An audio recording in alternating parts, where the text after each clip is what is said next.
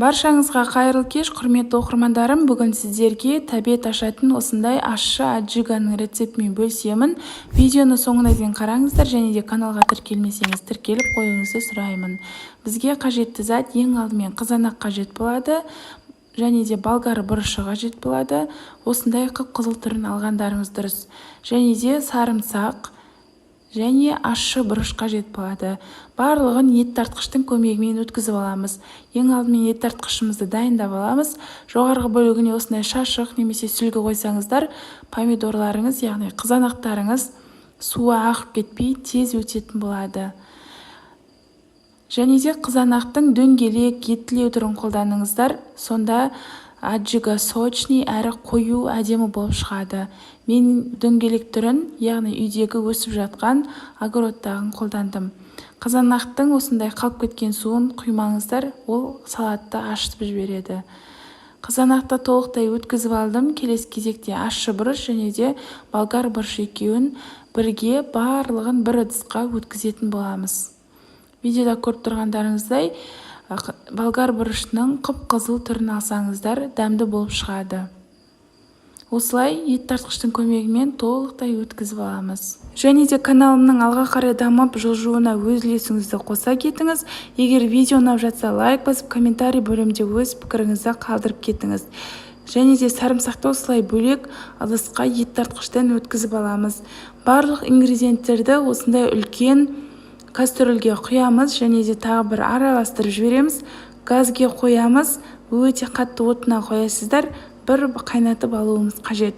Қайнағаннан кейін араластырып, үстіне жаңағы сарымсақты қосамыз. Барлығының мөлшерін описание бөлімінде қалдырамын.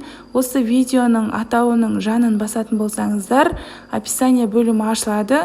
Сол жерде грамдары, килограмдары барлығын толықтай жаза кететін боламын. Тағы бір араластырып тұрыңыздар. Және де осы қайнау уақытысында банкілерді ас содасымен жуып, осылай булап алдым. Менде толық қайнау уақытысы 20 минут болды. Және де 20 минут өткеннен кейін 100 грамм сұйық майды құямыз. Тағы да араластырып 5 минутқа қайнататын боламыз. Сонда барлық салаттың қайнау уақытысы 25 минут болды. Дәмін көресіздер. Мен тұз салдым, бірақ 2 ас қасық салған едім, бірақ видеоға түспей қалыпты, сондықтан тұзын көріп өздеріңіз саласыздар. Мейлінше осындай кішкентай банкіге құйғандарыңыз дұрыс. Сонда аджигаңыз ашып кетпей, кез келген ет тағамдарымен, палаумен, қою тамақтарымен ашып жей беретін боласыздар. Егер қатты ащы болғанын қаламасаңыздар, ащы бұрыштың 3 данасын емес, тек қана 1 данасын ғана қоссаңыздар болады. Қақпағын жабамыз. Содан соң басқа банкілердің барлығын осы әдіспен толтырып шығамыз. Сонымен қатар каналымда менің өте дәмді қыстық салаттардың рецепті бар. Қайнатылмай жасалатын чертополохтың, сонымен қатар тұздалған қиярдың икра салаты, лечо салаттары, сицилий салаты, хит болған күздік салат, түрлі салаттардың рецептері бар. Міндетті түрде қарап көріңіздер. Описание бөліміне қалдырамын. Және де каналымның Айгерім Ботабекова деген жазудың үстін бассаңыз, менің каналыма өтесіздер. Және де сол жерде видео бөлімін басып, бірден барлық видео рецепттерді көре аласыздар.